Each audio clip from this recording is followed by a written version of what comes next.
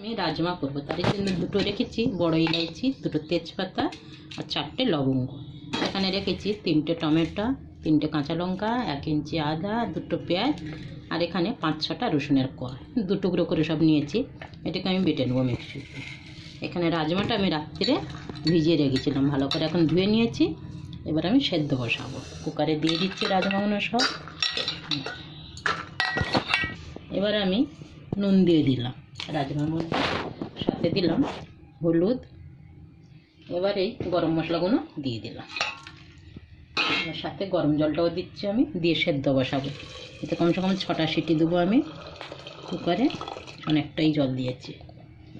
এটার ঝোলটাই তো ভালো লাগে। এবার আমি কুকারে বসিয়ে দিচ্ছি। এখানে এবার রাজমার জন্য আমি মশলা তৈরি করব। কড়াই তেল দিয়েছি, তেলটা গরম হয়ে গেছে, গোটা জিরে দিয়ে দিলাম। এবার আমি ছোটো ছোটো কেটে রেখেছি পেঁয়াজ, একদম পেঁয়াজগুলো দিয়ে দিলাম। এটা 2টো পেঁয়াজ। এই পেঁয়াজটাকে ভালো করে ভেজে নেবো, তারপরে আদা রসুন বাটাটা দিয়ে দেবো। এখানে আমার পেঁয়াজটা ভাজা হয়ে গেছে।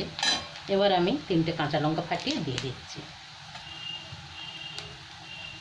সাথে আমি আদা রসুন বাটাটা দিয়ে দিলাম। এটা বড় চামচের 1 চামচ করে।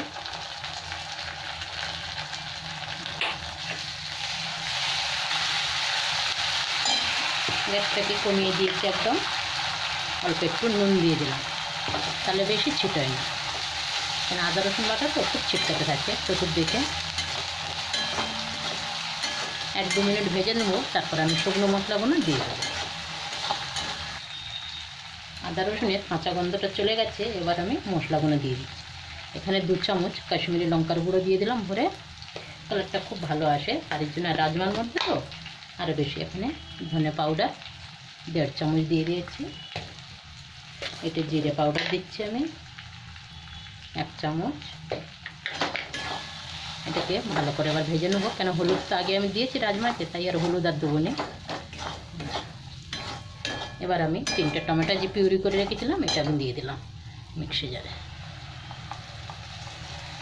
এবার এটাকে ভালো করে মশলাটাকে ভেজে নেবো, কেন কি তেল ছাড়া পর্যন্ত আমাকে এরকম ভাজতে হবে। মশলা যত ভালো হয় তরকারিও স্বাদও হয় ভালো। একটু টাইম লাগবে এটাকে। এখানে মশলার থেকে আমার তেল ছেড়ে দিয়েছে, তো ভালো করে ভাজতে থেকে এখন। এবার আমি গরম মশলাটা দিয়ে দেবো।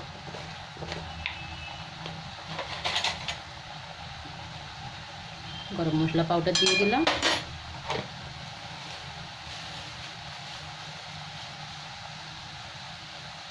সাথে আমি একটু কস্তুরি মেথি দিয়ে দিলাম হাতে গুঁড়ো করে।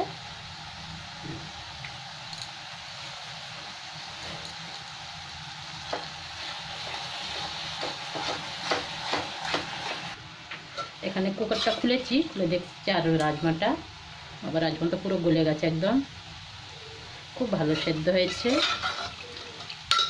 আর কিছু করতে লাগবে না। এবার আমি মশলাটা তুলে দেবো, একটু চেপে চেপে ভেঙে দিলাম 1-2, তাহলে ঝোলটা একটু ঘন হয়ে যায়। এবার আমার মশলাটাও হয়ে গেছে, এই মশলাটা পুরোটা দিয়ে দিলাম কুকারের মধ্যে।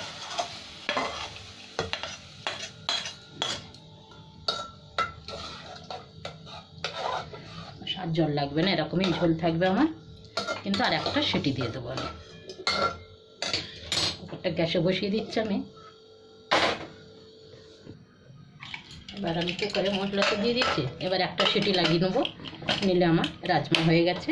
ভাত ওই দিকে আমি করে নিয়েছি। আজকে আমাদের দুপুরে রাজমা ভাত।